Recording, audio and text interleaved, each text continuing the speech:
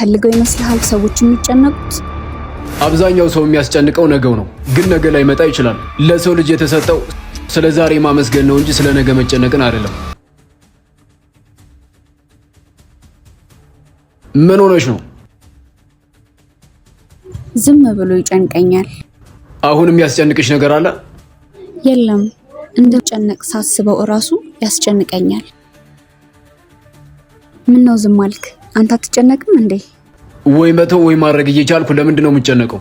ጭንቀት በመወሰንና ባለመወሰን መሃል ላይ ያለ ቅዠት ነው። ሰው ላይ መፍረድ ቀላል ነው። ፈልገው ይመስልሃል ሰዎች የሚጨነቁት?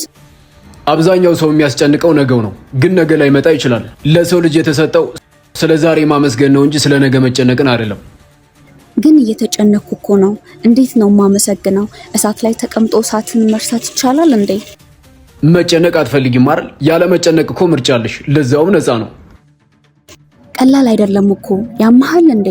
ለመጨነቅሽ ግን ዋጋ ትከፍያለሽ። ለዛውም ዋጋው አንቺ ራስሽ ነሽ። ራሽን በጭንቀት ማቃጠል ትፈልጊያለሽ?